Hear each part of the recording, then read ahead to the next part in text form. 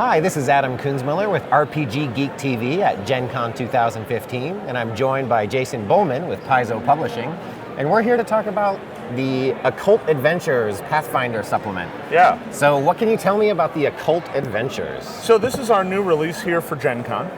We like to have a new hardcover release every year.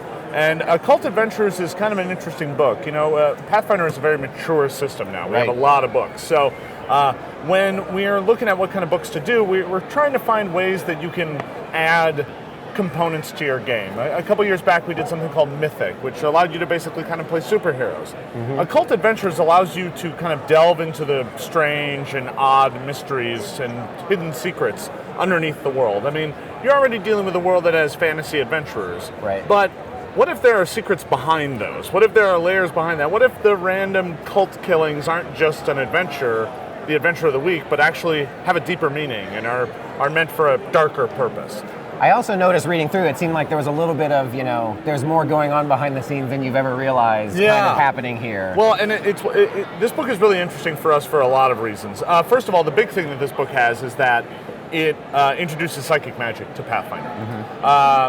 Psionics has long been a part of the game, and Dreamscapes Press does a great job doing our third-party psionic support. So when we started looking at psychic magic, we didn't want to just barge in and do the same thing they were doing.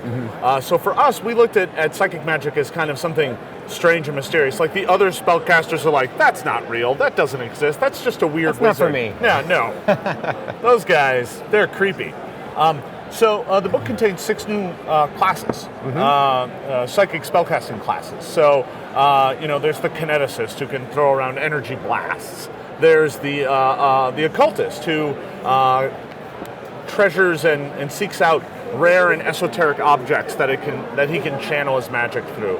There's the psychic, just the straightforward psychic spellcaster, capable of just ramming through large amounts of psychic power. There's the medium, who calls spirits into their body to give them skills. So they like buff themselves. Yeah. Well, it's a great class too if you're going to a convention and you're going to sit down at a table and you don't know who the other people are playing. Sure. The medium can be the character you need it to be on the fly. You can call in a spirit that is more of a warrior, or more of a healer, or more of a thief, right?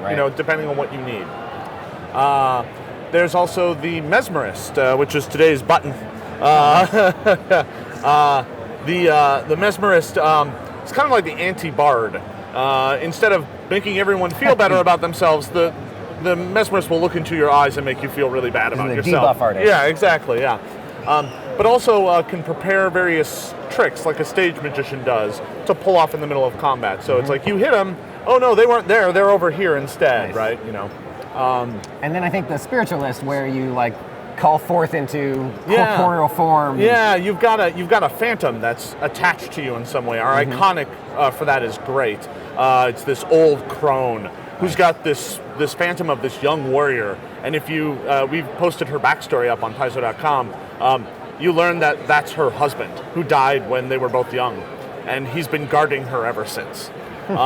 So there's a lot of great stuff in there for story and flavor. That's kind of a big thing for us. We like to give you tools that allow you to tell kind of different kinds of stories and play different kinds of games. And Occult Adventures is all about that. I mean, this book is the first time we've ever talked about the dimension of dreams. So there's a lot of spells and ways that you can now travel into someone's dreams and experience an adventure inside someone's head, or in alternate weird mindscape realities.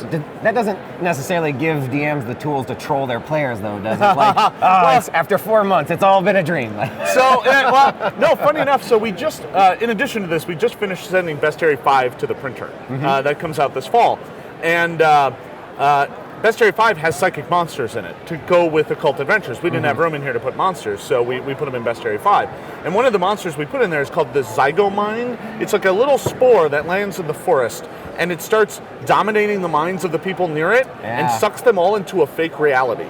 And meanwhile, while they're in this fake reality, they mindlessly walk up and lay down next to the spore, and it slowly consumes them.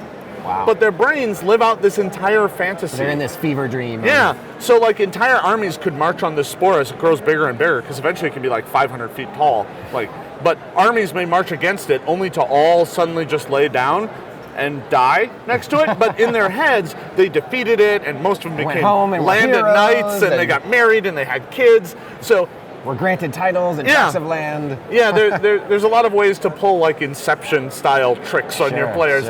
Tricks is... no, it's a trick. You can pull it on them. It's fine. It's the sort of thing you can do to your players once. Sure. So other than the new classes, what else will people find in this book?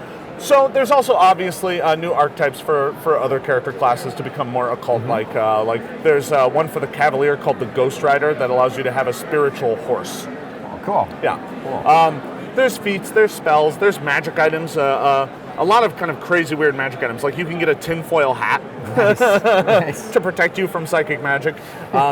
There's an artifact that's called the Monkey's Paw that I'm sure you can guess what it does. It gives you wishes. Sure. Great wishes. I'm Awesome sure they'll wishes. all turn out perfect. That are never misinterpreted or anything. Never.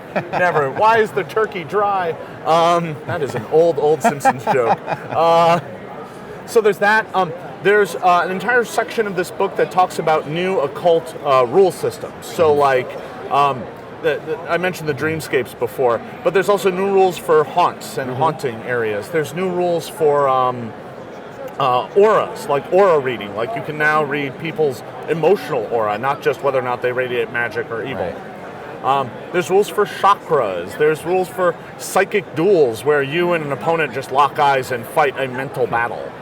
Which the fighter is not going to be too interested in, but the great part is they can still do it.